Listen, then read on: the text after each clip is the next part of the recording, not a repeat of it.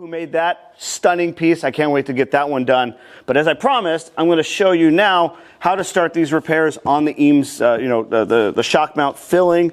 This one we're going to do a little different because you can see there's a little bit of a blowout already. Somebody's already repaired this at one point.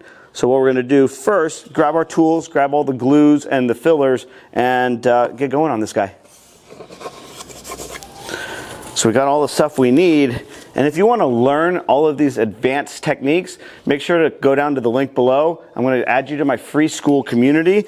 We have videos like this that are just detail oriented with stripping, sanding, filling with repairs, how to use epoxy, cleaning metals. Everything in the refinishing process is on there. YouTube here is just for these daily vlogs, and I want you to go to this private community to learn, to take that, go to the advanced class. Let's call it that. So what we're going to do first, kind of get in here, and it looks like this is some of the old glue. I'm just going to carefully just kind of clean this off. Go through and make sure that this is clean first. Get all the old glue or any of the shock mount off of it. And this is where you got to work slow, because as you can see right here, someone didn't work slow before. My guess is one of the bolts that they had on the shock mount came loose, and the whole thing was spinning at one point. Maybe it was sitting on the chair, it came loose, and then spun, scratched it up. I'm going to send the customer an email right now and ask him if he wants us to correct this as well, since it's here. He's I think he's a purist and wants to leave it more in the original character, but that definitely wasn't there originally.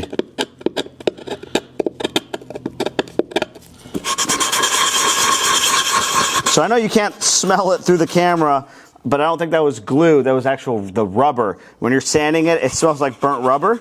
So I'm assuming that was a little layer of that rubber that was stuck to it. And right now what I'm doing is sanding off whatever glue someone put on it. I don't know what this is. There's just a little bit of a layer of glue on it. Maybe it was like a super glue, a CA glue, yellow glue, who knows. Somebody tried to repair this thing and it just didn't work out. So I said this is the most important, is just making sure you get it cleaned up first. Because when we start adding that epoxy, we don't want any of the black to get, kind of bent, melted in with it. We don't want to have it be a part of the repair.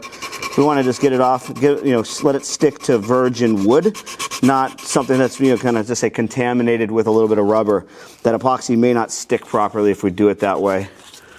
So I'm just going to get in here carefully, clean this up nicely. We'll do this one more time as well after the epoxy's been done, but the main thing is getting all this old glue off first is my priority.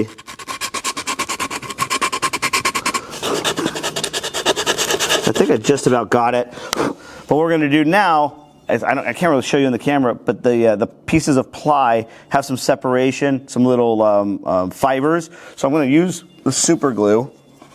Let's see if I can do it from the back side. So that way you can kind of see what I'm doing from that side.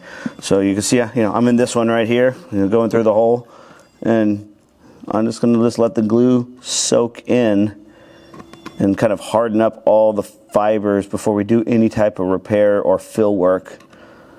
Like I mentioned before, that front side has the loose veneer piece, which means this has been blown out before. So I don't want it to happen again or give a weaker repair. So we're just going to let this soak in slowly, kind of continue on in a circle, go on to this side. And I can see it really closely that it's soaking it up like a sponge. And that's what we want. We want it to do that. Have your rag ready to wipe anything off that might be dripping through, but just do a quick activator spray on it. And then I'm going to work now on the lower one, kind of work my way around, and then we're going to mix up some epoxy, get that in, and that's all we could do on this today. We're going to let it dry overnight, come back tomorrow, sand it, do the repairs, and then hopefully get it back to the customer in a couple days. So now, got it all cleaned up, it's glued. Now it's time to mix up some of this epoxy. Best thing about this Mohawk epoxy sticks, you can mix colors together. Doing this for 21 years now, and I've kind of got an idea where I wanted to start, but I may play with it and have to add a little bit of either the lighter color or the darker color. As I said, this side isn't going to matter because you're never going to see it. It's going to be covered by the shock mount. But I'm trying to find a color or make a color that's about a shade lighter than what's on this front side here. So that way it's easy to touch up. If we were to start with like a walnut or something even darker than that, there's no way to lighten that color back up. But I also don't want to start with, you could see the color a little bit closer there. This is the, I think, Hard Rock Maple, one of those colors. It's made for modern maple, which, as you know, is a really light white colored wood. This is vintage maple or birch, and it's definitely not, doesn't match. So what we're trying to do is get a color closer to what we have going on here. A lot easier to then blend it in, mask it here later in the process. So now I got it mixed up. I'm adding a little bit of this to kind of soften it, give me a little bit more working time as well. But now, I'm gonna just kind of put my finger on the front side, kind of start pressing it down, keeping your finger on the front side just to kind of give it a little bit of a backer. Like I mentioned, the back side here doesn't matter as much. And I think I didn't make enough epoxy. So this is gonna bite me in the butt a little bit. I'm gonna show you what I'm gonna do instead. So there's a way out of this. If you do what I just did here, didn't make up quite enough. So you can see there, we're still beneath the layer of the surface of the top veneer. So what we're going to do is just let this. Actually, you know what? I'm going to save it again. I'm just going to quickly make another batch. We have a lot of working time with this. It may be 3 to 4 minutes before it starts hardening up. So I said, if you work quick, you could save it. Because I really was like, I'll just let it sit, dry, put it again. But I really want this to dry as one solid piece. For one, it gives you more strength. It's better long term. And two, it just makes it easier. Like instead of having to stop and wait 5-10 minutes and come back. So kind of work at double speed here. Refinishing furniture is pretty easy. Where you're getting caught up is in situations like this. What do you do? What's the right protocol?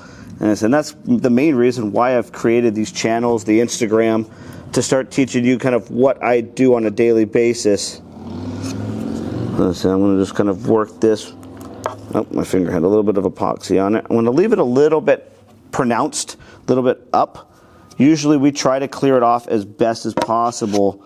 But like I mentioned, I want this to go on one time. So I'd rather put on a little too much, have a little extra sanding to do, but that way it just makes it a more of a seamless repair. Then I don't have to make up a custom color to make a tiny section of filler.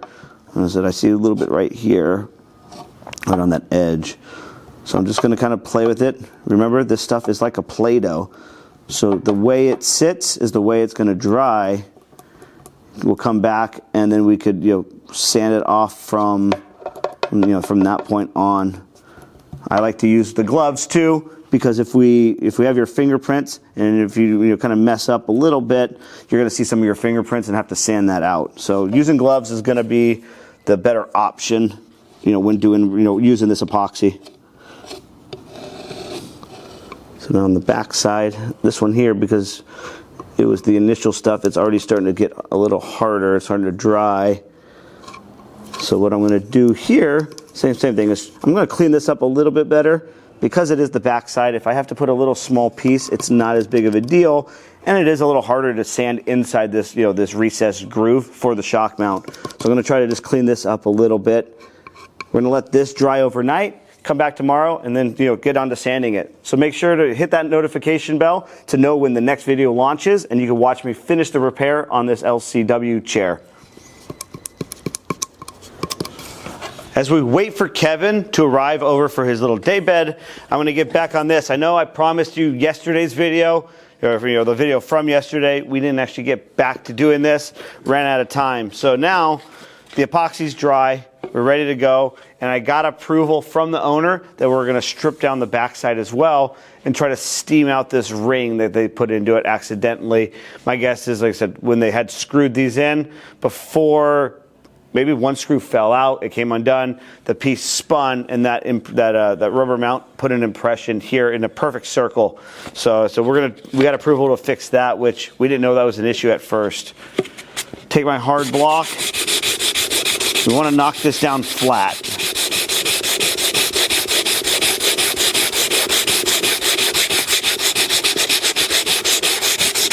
Just do a little bit first.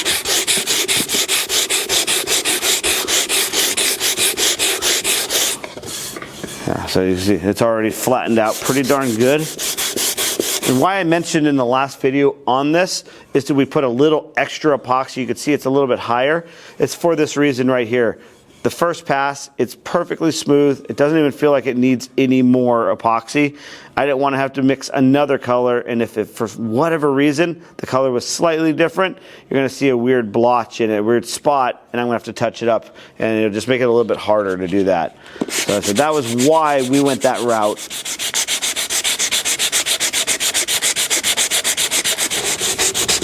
This opposite side's a little bit more difficult. Because remember we mentioned it already had a blowout here. Probably when they went through and drilled this hole through, they used a large bit, bigger than they should have, or they didn't work their way up, and it blew out this large section of veneer. So we had glued it down, but now it's like now we're gonna have to work our way around. It's not sanding as easily as this side did.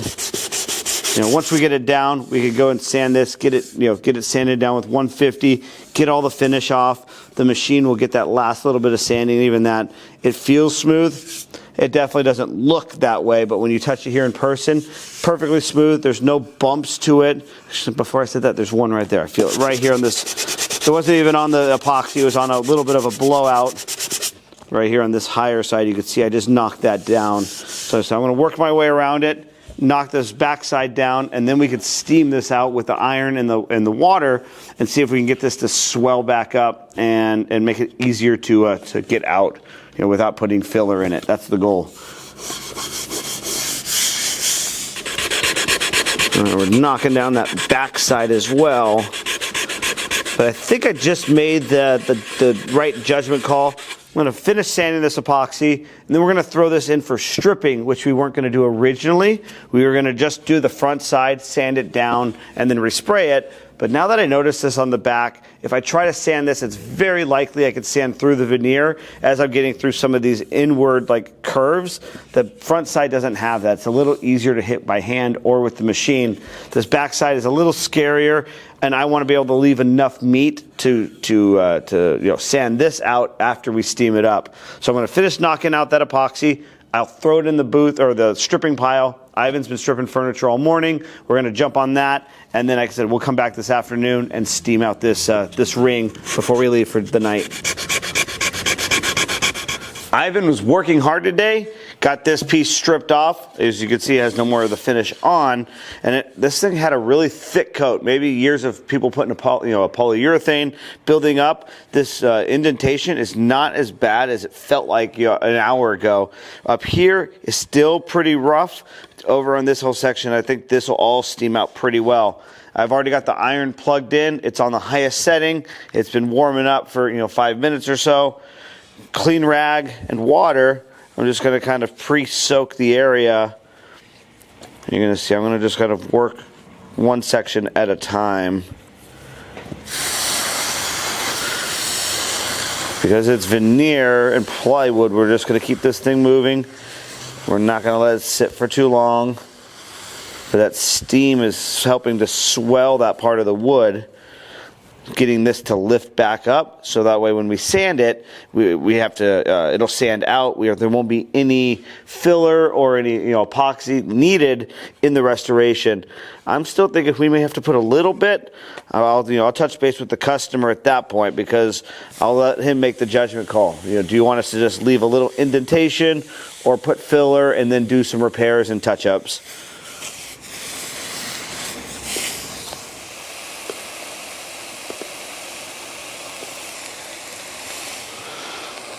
All right, I think that's the last that we're going to be able to do on this. We're going to let this dry overnight on this section.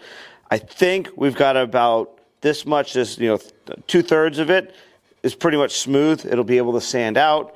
This one here, it's about 2 to 2.5 inches from here to here. It's got a pretty good lip to it. I don't think we're going to be able to sand that out. Over here, lift it up as well. This is pretty good. So we'll sand it tomorrow. We'll see what it leaves us with. Customer just came in, dropped off some chairs that are going to the upholstery shop. We're loading up, taking a few pieces down to Laguna Beach tomorrow and meet with Luis anyways. So we're going to pull those out. I'm going to show you those, and basically we'll get out of here for the day.